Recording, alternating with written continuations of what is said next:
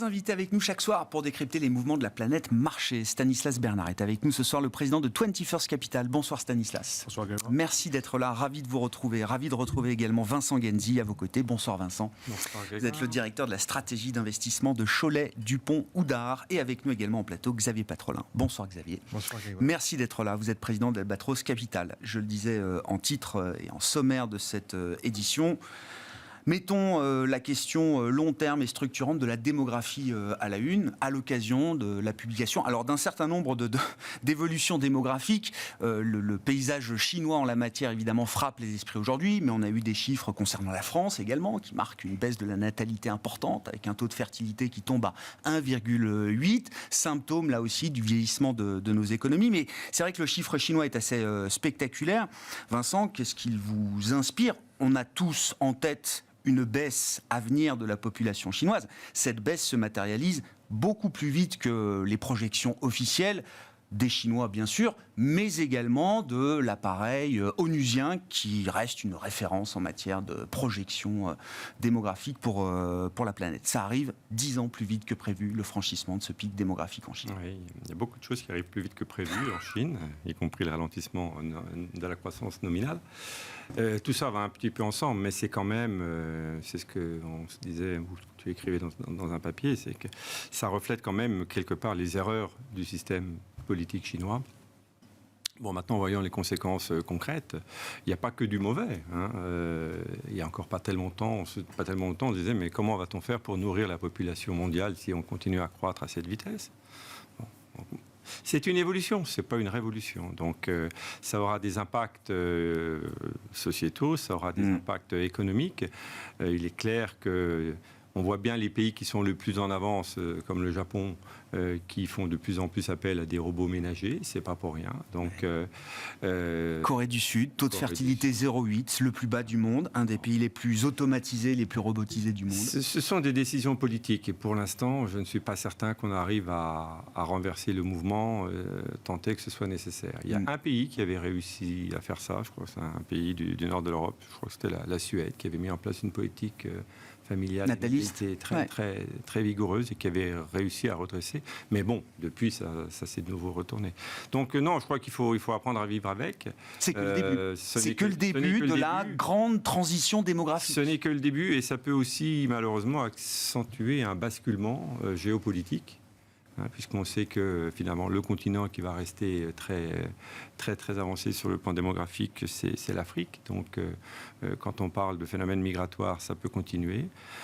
C'est également un élément qui va continuer à peser sur la tentative de suprématie chinoise, dont je suis convaincu depuis quelque temps que la Chine a vu son apogée à tout point de vue.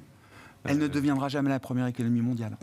Même si elle l'est, elle n'aura pas le poids de la première puissance économique mondiale. Parce que maintenant, ils jouent à visage découvert, tout le monde les connaît, et tout le monde va leur mettre des bâtons dans les roues tant qu'ils ne sont pas fair-play. Donc, voilà, je pense surtout que c'est une évolution et que je ne pense pas qu'on y voit des côtés négatifs, finalement, pour nos affaires dans un premier temps. Oui, c'est dur à dire, mais une moindre croissance de la population mondiale, parce qu'on est sur un rythme de croissance de la population mondiale qui est inférieur à 1% désormais, donc on n'est pas encore sur un retournement démographique mondial, mais c'est le plus faible taux de croissance de la population mondiale depuis la première moitié du XXe siècle. Vous dites, à l'arrivée, ça ne génère pas que des problèmes. Bien sûr. Non, mais... Peut-être qu'il faut attendre que la population mondiale ait également baissé d'un certain nombre de millions d'habitants pour qu'il y ait un réflexe nataliste qui se mette en place. C'est comme quand il y a une sécheresse. La nature réagit en protégeant, les arbres ils réagissent en se protégeant, ils font moins de fruits pour garder plus de vitalité. Voilà. Bon, on verra. À ce stade, on voit quand même que les tendances lourdes ont plutôt tendance à s'accélérer, justement, plutôt qu'à se renverser. L'impact économique majeur, c'est sur la croissance potentielle. Ouais. Et moi, je pense qu'il y aura une certaine compensation par des gains de productivité pour compenser, justement, cette baisse de main-d'œuvre. C'était aussi une réflexion qu'on avait dans l'émission hier. Oui, évidemment, l'enjeu de la productivité, donc l'enjeu de l'innovation devient central dans des populations vieillissantes avec des forces de travail de plus en plus diminuées. Ça peut également, mettre un éclairage nouveau sur les politiques migratoires. Oui, Dans le solde de la population, il y a le solde naturel, il y a le solde migratoire également, qui a été un pourvoyeur important justement dans nos économies de force de travail, de force de main-d'œuvre, et que ce solde migratoire, il commence aussi à se tasser. Il y a 2 grands pays qui voient leur population continuer à s'accroître. C'est les États-Unis et le Canada. Ils ont tous les deux des politiques migratoires volontaires ou involontaires, mais dans les 2 cas, il y a des phénomènes migratoires qui viennent compenser. Stanislas, vos réflexions sur ces questions démographiques. Alors, c'est bien sûr la Chine, le Japon, mais enfin, l'Italie voit sa population baisser depuis déjà un peu plus de 7 ans maintenant. L'Italie, c'est nous. L'Italie, c'est nous. Non, mais d'ailleurs, Draghi expliquait que c'est le problème le plus grave auquel est confrontée l'Italie. Bien sûr. 400 000 naissances contre 800 000 en moyenne en France. Ces 10 dernières années. Petite parenthèse d'ailleurs, enquête que mène la Banque Centrale Européenne auprès des PME justement européennes, 2 fois par an. Quand on leur demande quel est le problème principal pour vous, est-ce que c'est la crise énergétique? Non, c'est la crise démographique. C'est le problème de la force de travail. Bien sûr.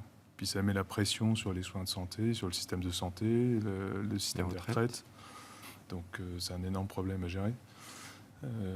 Paradoxalement, ça n'a pas beaucoup d'impact sur l'immobilier, puisque on regarde le marché italien, l'immobilier s'est très bien comporté depuis 10 ans, alors qu'il y a 2 fois moins de naissances qu'en France, mais ce qui est assez logique, parce que c'est un problème qui se posera dans 40 ans ou 50 ans, mais pas tout de suite.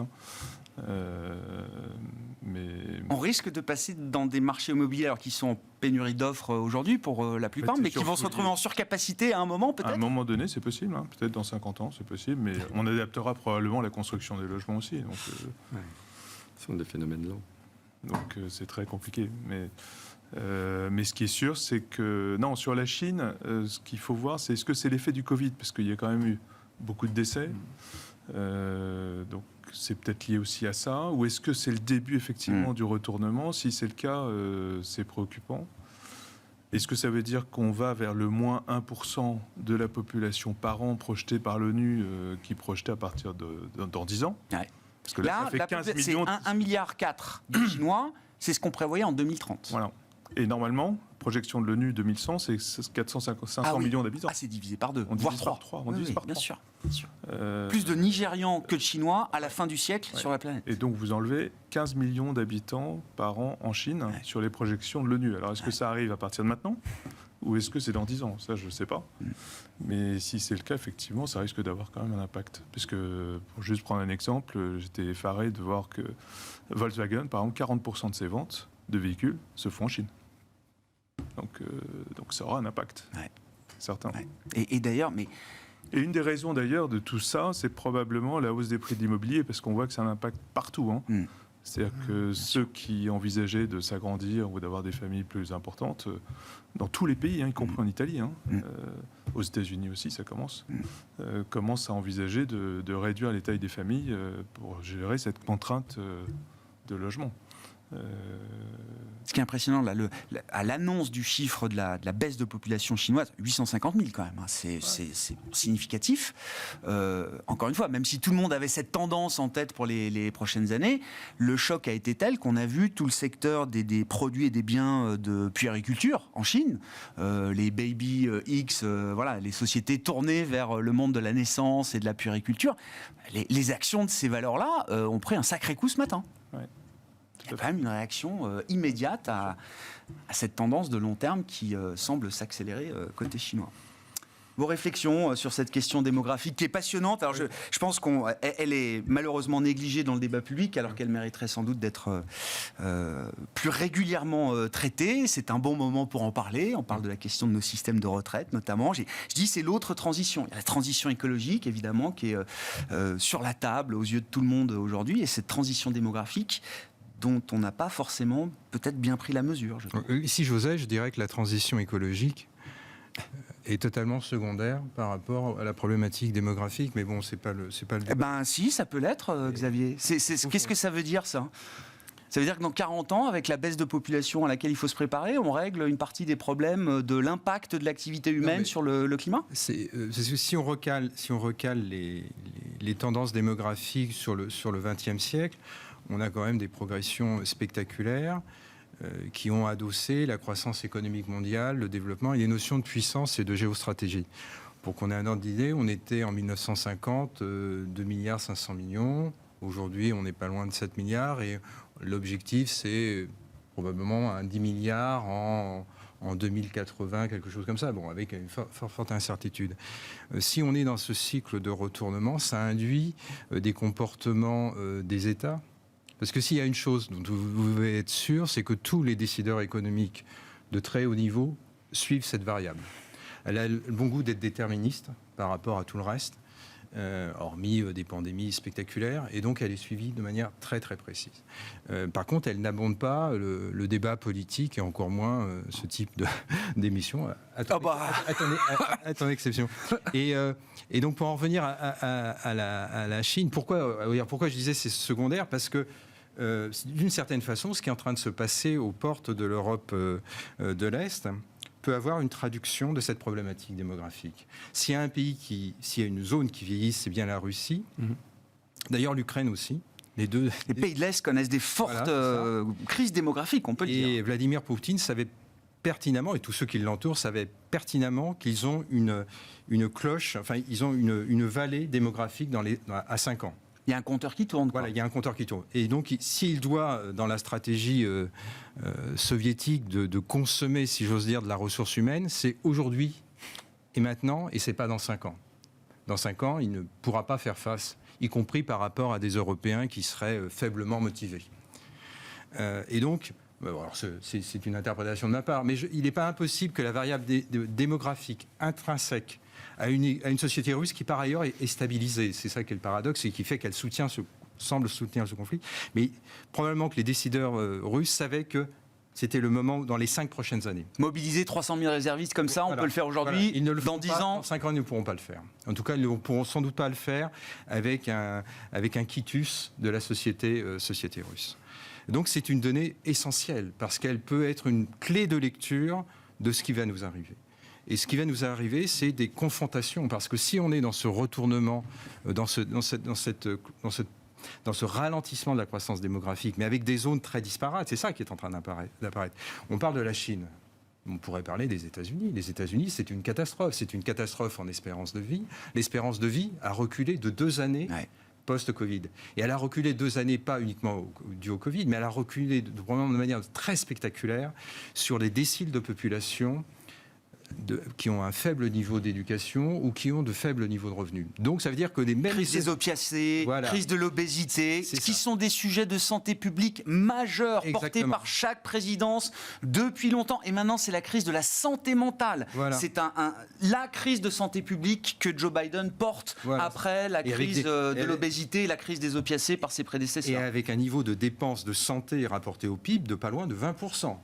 Donc c'est inutile de te dire qu'il y a une inefficience majeure, qu'il y en a qui s'en mettent entre guillemets plein les fouilles, et qu'il y a une inefficience majeure qui pose des questions sociétales profondes.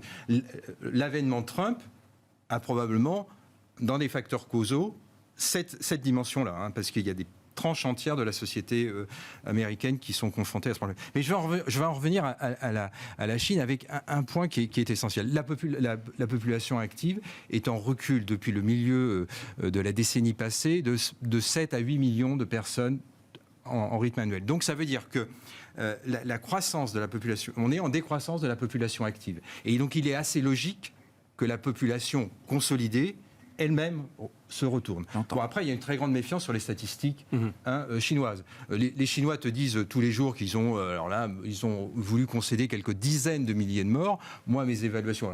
Oui, j'entends. Moi, j'en suis à plusieurs millions de morts. Donc, donc on est dans des marges d'erreur, dans des marges d'erreur assez singulières. Mais il y a un truc qu'il faut retenir. Mais là, l'appareil statistique chinois est obligé d'admettre cette fatalité démographique que certains datent déjà depuis quelques années, je veux dire. Mais quand Deng Xiaoping met la politique de l'enfant unique en place en 1979, il a pour objectif, l'objectif à l'époque énoncé de 1,2 milliard d'habitants à l'horizon 2000 ou 2000, ça doit être ça. Ils ont loupé l'objectif, si j'ose dire, de 400 millions 20 ans plus tard. Mais avec un biais très singulier qu'il faut qu'on retienne. C'est que le nombre de naissances entre les garçons et les filles est très singulier en Chine. Il naît 115 garçons pour 100 filles. Le ratio Mondial, habituel ouais. dans le reste C'est du plus de monde, filles que de c'est garçons. 105 garçons pour 100 filles.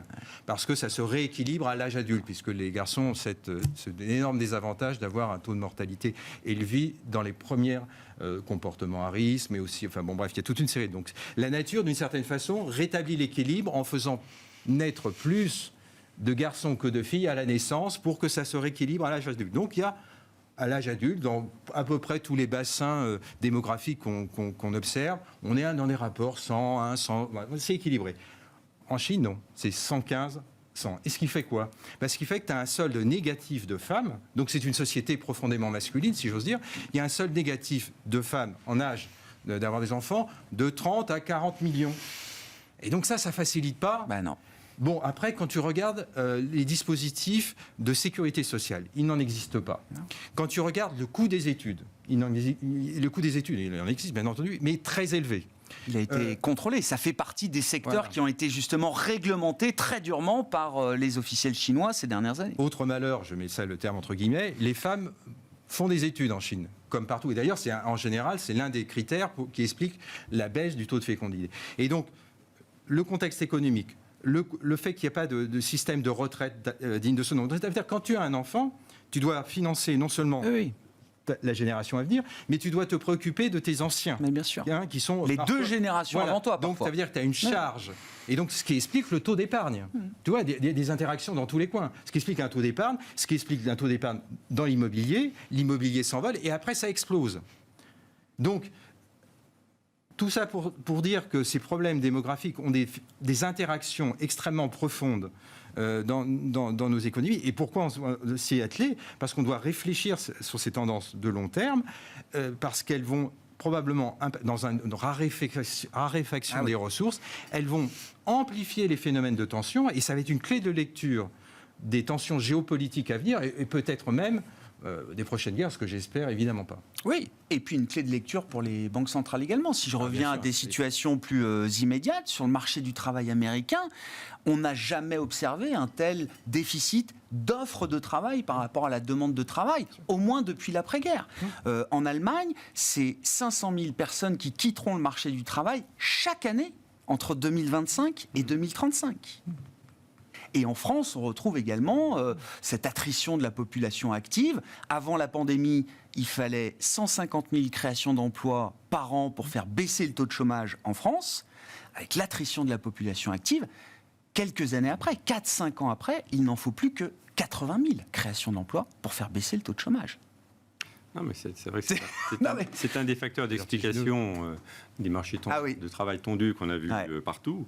Au départ, C'est quoi ? C'est une pénurie structurelle. C'est une pénurie structurelle qui Mais c'est s'installe. un facteur structurel. Et vient s'ajouter à ça le fait que, avec la crise du Covid et les bouleversements que ça a provoqués, il y a eu quand même des départs à la retraite beaucoup plus nombreux Bien sûr. qu'en temps normal. Donc ça ne va pas forcément se reproduire tout le temps. Quoique, on peut aussi se poser la question. C'est assez facile à projeter quand même, hein, la disparition des boomers, enfin la disparition Oui, c'est vrai. Non, par du marché du travail. Par contre, c'est un facteur inflationniste structurel avec une hausse des salaires du fait de déficit de main-d'œuvre. Non, mais c'est pour ça que la question des flux migratoires va se reposer. Ouais. Et à la limite, c'est peut-être aussi une chance. Hein, parce qu'aujourd'hui, dans certains pays, comme l'Allemagne, on arrive à intégrer plus facilement les flux migratoires, les migrants. Hein. Dans notre pays, beaucoup plus difficilement. Donc je crois que ça doit nous faire réfléchir, enfin ça doit faire réfléchir également nos gouvernants sur le sujet. On faisait le parallèle avec la question nucléaire. Il a fallu 10 ans post-Fukushima et une crise énergétique qui nous a mis au pied du mur pour rouvrir ce débat interdit qui était le débat nucléaire. La crise démographique pourrait relancer le débat migratoire sous un angle différent de celui dont on l'a traité ces dernières années. Ceci étant, le sujet n'est pas toujours d'actualité. Il revient parce qu'il y a des chiffres qui sont importants, mais qui sont probablement impactés par la crise du Covid. Il est clair que le recul de la population chinoise est plus lié, à mon avis, à la mortalité du Covid qu'à un phénomène de dénatalité. Ouais. En tout cas, sur un an. On estime que ça va continuer. Depuis mais 2018. On ne va pas avoir ce chiffre chaque année. Hein. Mais en Italie, où la situation est grave, Ouais. de ce point de vue-là, le débat sur l'immigration, ça a conduit l'extrême droite au pouvoir. Non, mais bien sûr, c'est un débat interdit aujourd'hui, je suis bien d'accord. En tout cas, parler de l'immigration de travail, pour dire les choses. Non, mais le vieillissement de la population, c'est également une population qui est plus conservatrice. Ouais. Donc qui réagit face à ces phénomènes migratoires sans forcément bien les comprendre, ou qui pourrait les comprendre si cette immigration était absorbée plus facilement, ou en tout cas... L'Allemagne a mené l'expérience. Voilà. L'Allemagne a mené l'expérience. Et je dis pas que ça a calmé le débat politique, mais... Ouais. Non, mais c'est quand même l'Allemagne qui a ouvert la porte parce qu'elle avait besoin de main-d'œuvre sous la pression du patronat allemand. Donc il faut s'inspirer un peu de ces modèles pour faire évoluer nos mentalités. Non, mais je trouve que ça met aussi, quand on réfléchit à des thématiques d'investissement de long terme, on comprend tout de suite l'enjeu de la thématique d'innovation, de productivité, de recherche de gains de productivité à travers l'innovation dans des économies telles qu'on vient de les décrire. Hein. Oui, non, mais surtout que de ce point de vue-là, les choses peuvent aller relativement vite alors que les problèmes de natalité sont quand même des phénomènes longs. Donc la productivité peut aller peut-être un petit peu plus vite. Stanislas ? Non, on va parler des marchés, bien sûr, mais c'était quand même l'occasion d'en mettre une bonne couche sur la question démographique. Qu'est-ce qu'on peut ajouter alors, Xavier ? Vas-y, bien sûr. Comme ça, on rejoint les marchés et les stratégies monétaires. Tu as parlé du marché du travail américain. Je trouve que c'est très singulier. Et d'ailleurs, ça transparaît maintenant dans les interventions des gouverneurs de la Fédérale Réserve. Ils mentionnent bien cette situation totalement exceptionnel, sans équivalent sur le demi-siècle passé. Un marché du travail à aujourd'hui qui est en pénurie de 4 millions à peu près de salariés, ça leur pose question. Alors évidemment, il y a le taux de qualification, il y a toute une série de choses, mais il reste... Et donc si on se place... Et ce phénomène n'est pas dû au Covid.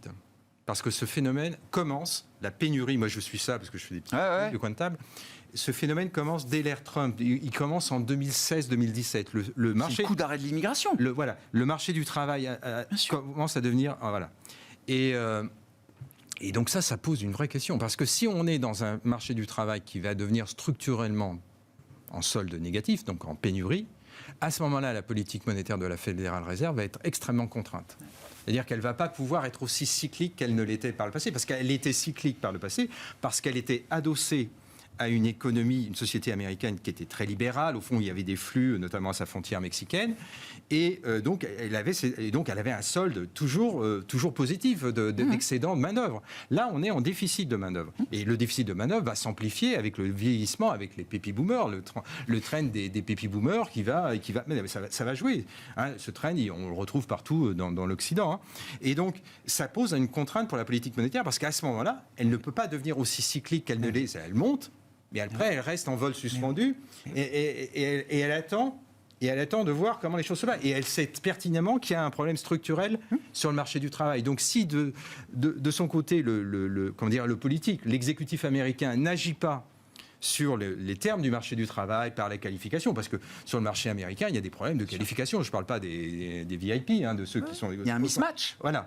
Il y a une problématique de répartition de la valeur ajoutée. Moi, je vois des trucs hallucinants. Par exemple, dans les statistiques détaillées du mensuel du marché du travail, tu as des soldes aujourd'hui négatifs, notamment sur les maisons de retraite, sur les garderies d'enfants. On est sur des soldes négatifs par rapport à la situation qui prévalait avant le Covid, de pas loin d'1 million de salariés par secteur. C'est énorme. Par exemple, tu veux faire garder tes enfants aux États-Unis, c'est terminé. Donc, une femme en Italie, ce n'est plus possible. Possible. Du coup, il n'y a pas de crèche, du coup, personne ne peut avoir d'enfants. Et donc, les femmes ne vont plus travailler. Et ça bloque le travail. Mais bien sûr, c'est de la mobilité en moins, c'est une force de travail. C'est des forces frictionnelles qui viennent induire la croissance potentielle et puis plein d'aspects sociétaux. Et ça change la fonction de réaction des entreprises face à ce marché du travail. C'est-à-dire que, en Europe, la tradition était quand même d'essayer de préserver l'emploi avec le soutien des politiques publiques, mais aux États-Unis, la flexibilité qu'on avait sur le marché du travail, pas sûr qu'on la retrouve, en tout cas de manière aussi intense que précédemment. Ouais, c'est clair. Bon, comment est-ce qu'on est passé du pic de la peur au pic du Goldilocks sur les marchés, Stanislas? Parce que c'est quand même spectaculaire. Le pic de la peur, c'était fin septembre, et là, on a l'impression qu'on est sur un chemin idéal, et encore au moment où on se parle.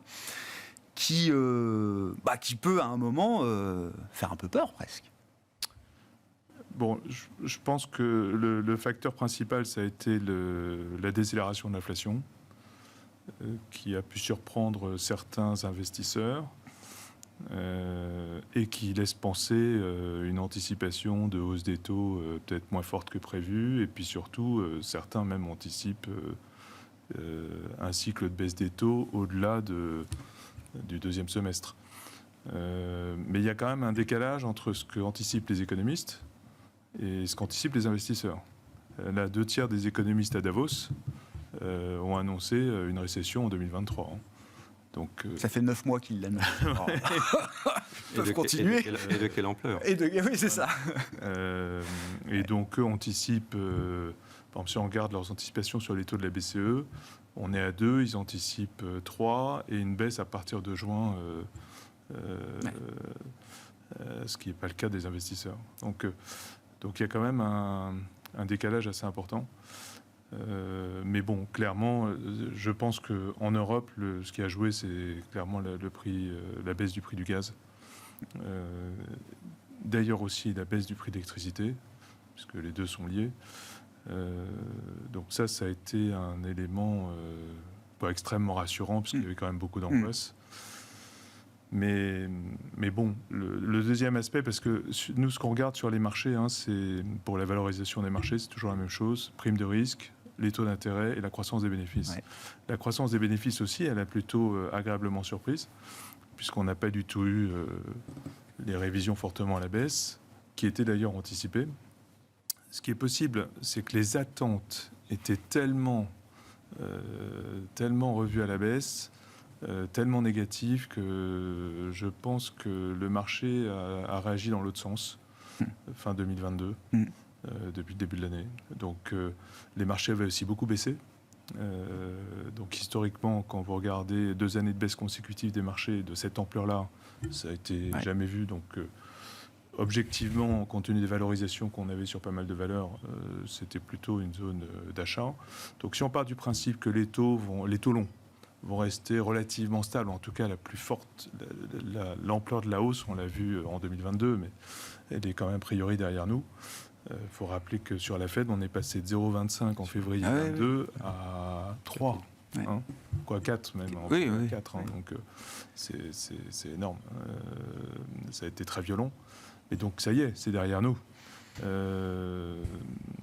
Les bénéfices, a priori, ça va corriger, mais si on regarde, on est sur moins 4 sur le consensus, sur le S&P 500. Ce ne sera pas moins 30, quoi. Ça ne sera pas moins 30.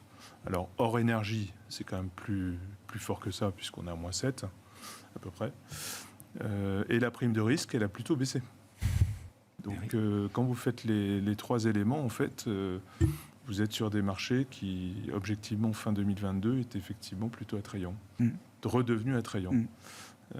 Plus le fait qu'aujourd'hui, vous avez les obligations qui deviennent elles aussi attrayantes, ce qui va maintenir les taux, a priori les taux longs, à un niveau assez stable, peut-être légère hausse, mais nous on pense que le pic a été fait, peut-être aussi. On est peut-être pas loin du pic. Mais quand vous regardez la courbe des taux, elle est négative. Donc le message sur les taux, a priori, c'est qu'on va avoir une récession en 2023, mais peut-être moins forte que prévu. Et puis surtout, il y a eu la Chine. C'est-à-dire que la réouverture de la Chine laisse penser qu'on aura un deuxième semestre d'une croissance qui repartira grâce à la Chine. Donc tout ça a été plutôt rassurant et tout est arrivé en même temps. Qu'est-ce qui peut dérailler partant de là, Vincent? Parce que si on a corrigé l'excès de pessimisme, ce que je trouve tout à fait légitime, est-ce qu'on n'est pas déjà en train de basculer dans un optimisme peut-être un peu forcené L'avenir nous le dira. Oui, on a envie de prolonger.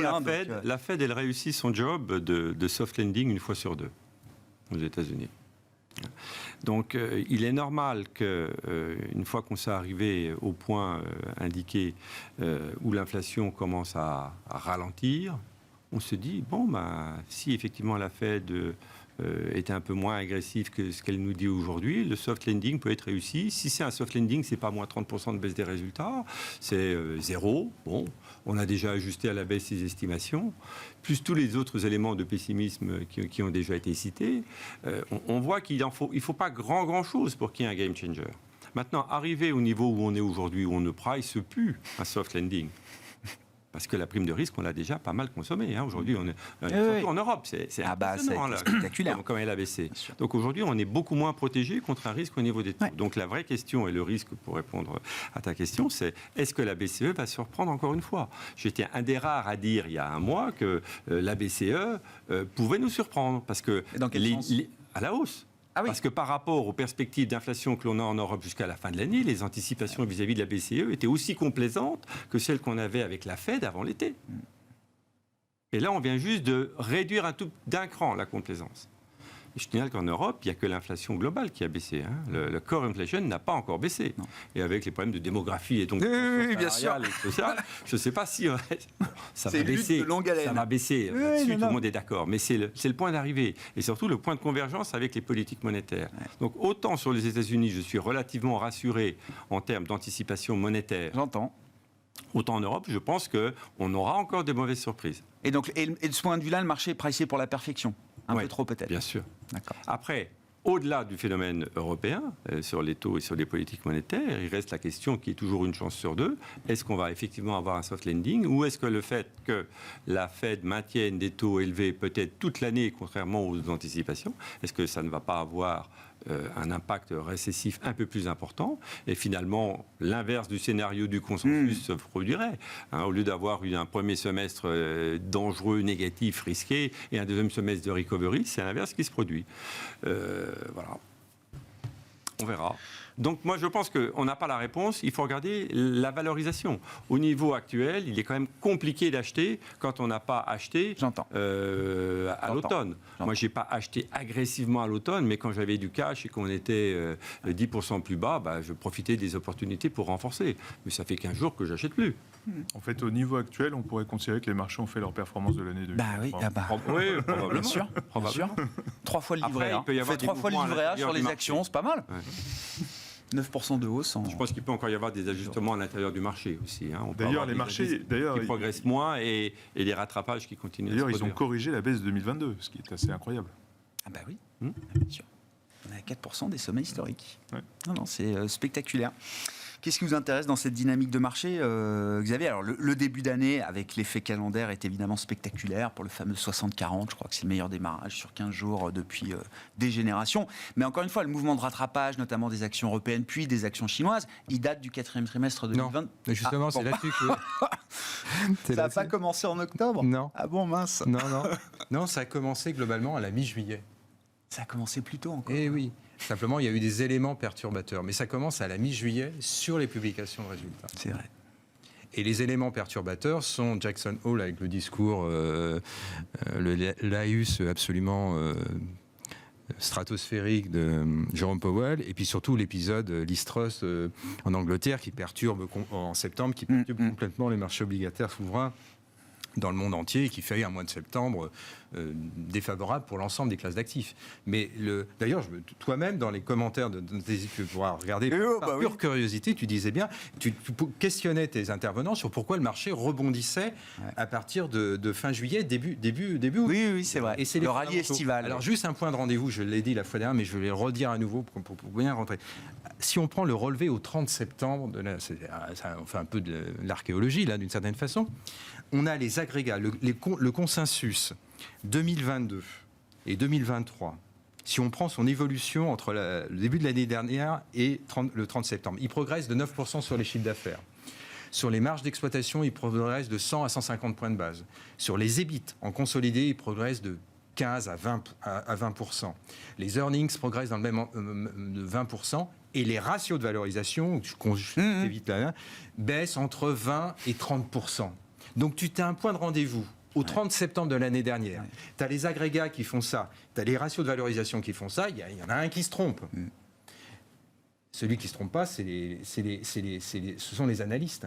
Et donc là, tu as une divergence entre les macros économistes, les économistes, Davos qui t'annonce, Ubitorbi qui t'annonce, comme tu le disais tout à l'heure, depuis X mois, la récession va arriver. Et puis le travail de scribouillard, le travail de souterrain, de soutier des analystes, mais qui remontait des chiffres bons. Et quand tu regardes les données, par exemple, les données de la Banque de France, tu t'aperçois que tu n'as aucune baisse, les carnets de commandes s'infléchissent très légèrement. Les stocks, c'est essentiel. Pourquoi ? Parce que le comportement de stockage a été complètement modifié depuis l'épisode Covid et surtout la crise ukrainienne. Tu t'aperçois que tu as des éléments de stockage où le niveau des stocks est singulièrement plus élevé que sur la décennie passée. Donc ça veut dire que les agents économiques intègrent les problèmes de pénurie, intègrent probablement les problèmes d'inflation, intègrent de chaînes de valeur, et donc tu as des comportements de stockage plus importants. Ces comportements de stockage, tu les vois dans l'économie consolidée, ça soutient l'économie. Donc elle ne ralentit pas aussi vite que prévu. Pourquoi ? Parce qu'on applique des grilles de lecture d'un environnement pré-déflationniste.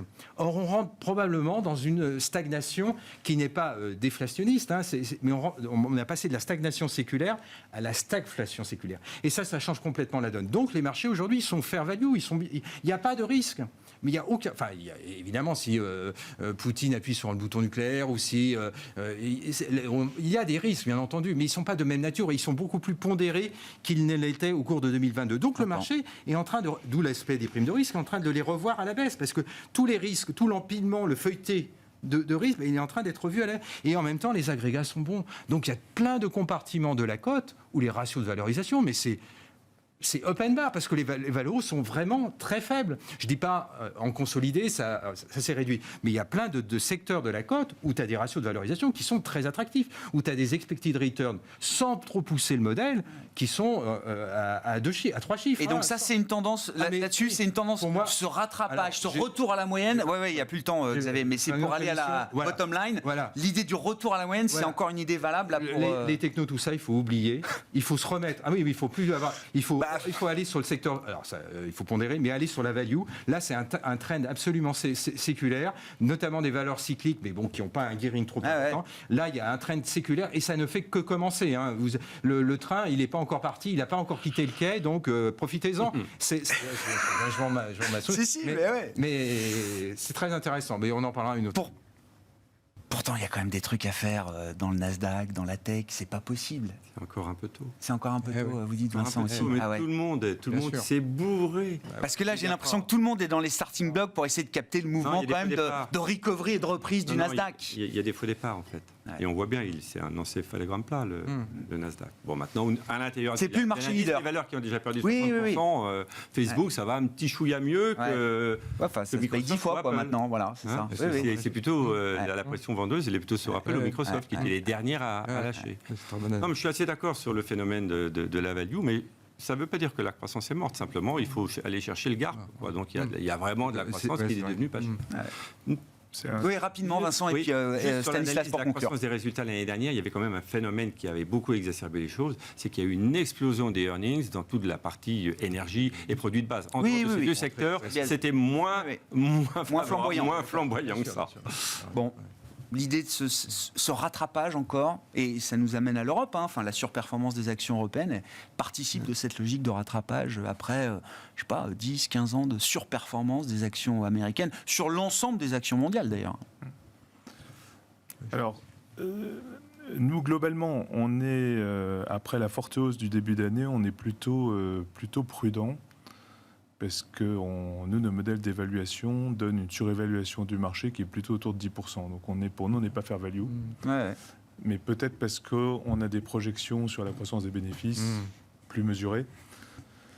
Est-ce qu'il faut craindre ou pas aussi l'impact de la hausse des taux qu'on n'a pas encore vu, qu'on devrait commencer à voir en 2023. Alors on l'a vu sur l'immobilier aux États-Unis, les taux hypothécaires aux États-Unis, on est à 6%. Ouais. Et on regardait les derniers chiffres. En fait, si on regarde les chiffres de l'inflation aux États-Unis hors loyer, parce qu'en fait, c'est les loyers qui biaisent tout sur les chiffres. Bien sûr. En réalité, la décélération est très très forte. Bien sûr. Et donc, il y a quand même un impact. Le core CPI hors shelter, hors logement, il est déjà en baisse depuis 3 mois consécutifs. Ouais, ce qui d'ailleurs est plutôt bien, parce que peut-être que la Fed va ralentir sa hausse des taux. Mais tout ça montre que ces hausses de taux passées ont un impact. Ouais. Et on le voit sur l'immobilier aux États-Unis en tout cas. Donc, moi, je préfère clairement le 60-40 D'autant que l'année dernière, c'était la pire performance depuis un siècle, sur le 60-40. Bah oui. Donc, a priori, on savait qu'on était tranquille pour 100 ans. Statistiquement, effectivement, voilà, le Black Swan, le tail risk a été consommé, et donc c'est vrai que ça ouvre de nouvelles perspectives. Bon, on s'arrêtera là pour ce soir. Merci beaucoup, messieurs, d'avoir été les invités de Planète Marché dans Smart Bourse sur Bismart.